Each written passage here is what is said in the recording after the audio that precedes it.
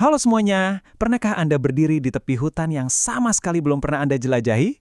Rasanya pasti mendebarkan kan? Nah, kurang lebih seperti itulah rasanya saat kita mencoba masuk dan memahami kelompok masyarakat yang budayanya mungkin beda banget sama kita.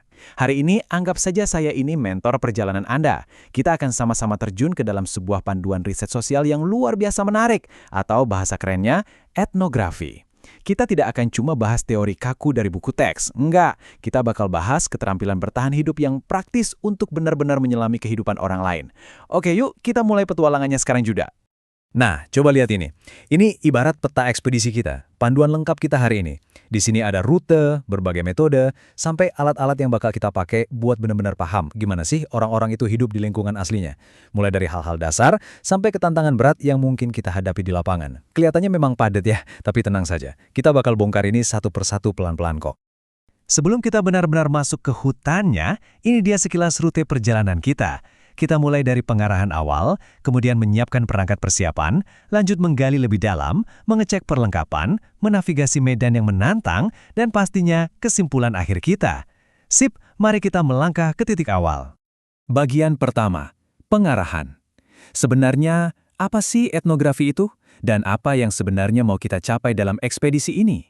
Gini, intinya etnografi itu bukan cuma soal menyebar kuesioner dari jauh. Sama sekali bukan. Coba deh bayangkan, Anda ingin banget kenal lebih dekat dengan sahabat baru Anda. Anda bisa saja kan cuma melihat-lihat profil media sosialnya. Tapi untuk benar-benar paham dia itu orangnya seperti apa, Anda harus datang ke rumahnya, duduk bareng di ruang tamunya, makan malam sama keluarganya, intinya melihat langsung keseharian mereka di tempat aslinya. Nah, itulah etnografi. Kita menggunakan berbagai metode untuk memahami kehidupan dan budaya orang secara langsung, tepat di tempat mereka hidup. Lanjut ke bagian kedua, perangkat persiapan. Gimana sih caranya kita, apalagi sebagai pemula, benar-benar bisa masuk ke sebuah komunitas yang baru dan mulai mengumpulkan cerita? Nah ini dia, 3 langkah awal kita, ibarat alat utama yang wajib Anda pegang waktu baru saja tiba. Pertama, observasi partisipan. Kedua, wawancara mendalam. Dan ketiga, menemukan informan kunci. Biar kebayang jelas, mari kita urai ketiganya sebagai tutorial langkah demi langkah. Langkah pertama, observasi partisipan.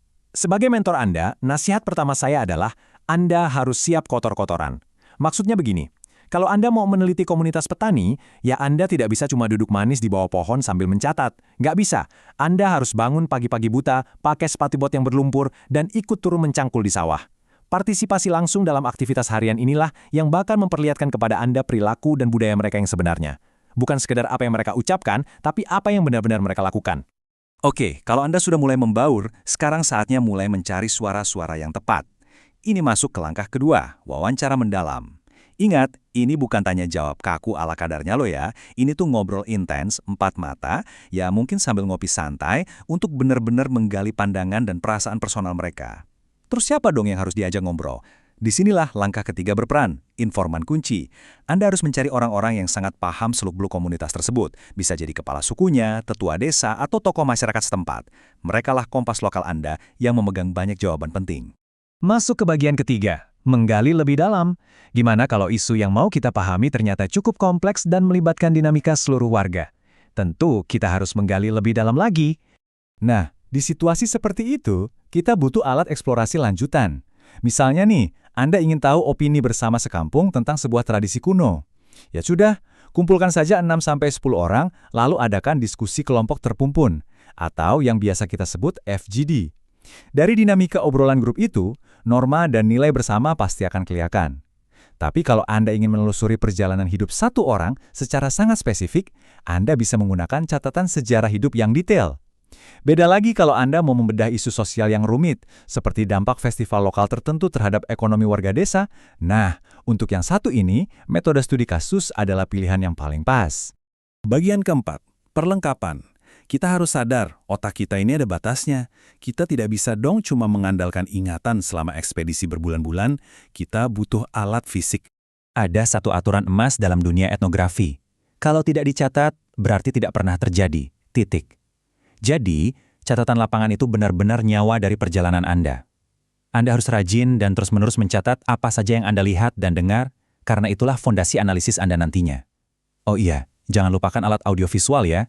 Membawa kamera, alat perekam suara, atau sekedar buku sketsa kasar, itu penting banget buat menambah akurasi dan kekayaan data Anda. Percaya deh, satu jepretan foto ekspresi wajah seseorang yang sedang bercerita, itu seringkali bisa bermakna jauh lebih dalam daripada ribuan kata yang ditulis. Bagian kelima, menavigasi medan. Riset lapangan ini bukan laboratorium steril yang bisa dikontrol. Di lapangan nyata, rintangannya banyak. Nah, Anda sebagai pemula mungkin mulai kepikiran, tunggu dulu, saya kan orang luar nih, gimana kalau saya tanpa sadar bahwa bias atau prasangka saya sendiri? Dan sebenarnya etis tidak sih kita mencampuri urusan hidup orang lain? Wah, ini pertanyaan yang sangat valid dan selalu menjadi momok bagi setiap peneliti lapangan. Kuncinya di sini adalah keseimbangan. Di satu sisi, kita dihadapkan dengan bias peneliti. Kacamata kebiasaan kita dari tempat asal bisa secara tidak sadar mempengaruhi cara kita menilai budaya mereka. Solusinya, Anda harus selalu sadar dan mencatat asumsi pribadi Anda sejak awal, biar observasi tetap jernih dan objektif. Di sisi lain, ada tantangan soal etika dan privasi. Untuk yang ini, solusinya sangat praktis dan mutlak. Dari awal, Anda harus selalu berbicara terus terang tentang apa tujuan Anda. Hormati privasi mereka, dan yang terpenting, selalu minta izin sebelum mempublikasikan cerita mereka.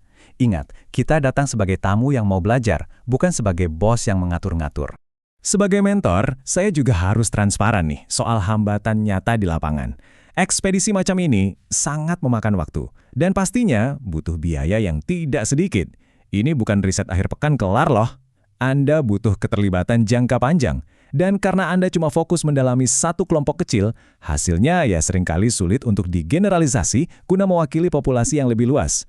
Tapi jangan khawatir, solusinya adalah memang bukan itu tujuannya.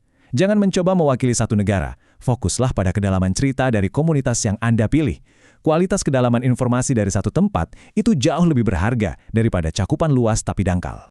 Terus, kalau memakan waktu, sulit, dan mahal, kenapa sih kita masih repot-repot melakukannya? Jawabannya ada pada satu konsep brilian ini, perspektif emik, atau gampangnya sudut pandang orang dalam. Ini ibarat Anda meminjam kacamata milik warga lokal, lalu melihat dunia persis pakai cara pandang mereka. Keren kan? Kita tidak lagi menghakimi mereka dari luar, tapi kita benar-benar memahami dan merasakan kehidupan mereka dari dalam. Lalu, apa reward atau hadiah dari perjalanan panjang yang melelahkan ini? Etnografi memberikan kita data yang luar biasa kaya. Metode ini mengelupas lapisan terluar, buat mengungkap makna sebenarnya. Makna tersembunyi di balik tindakan-tindakan yang mungkin awalnya kelihatan aneh buat kita.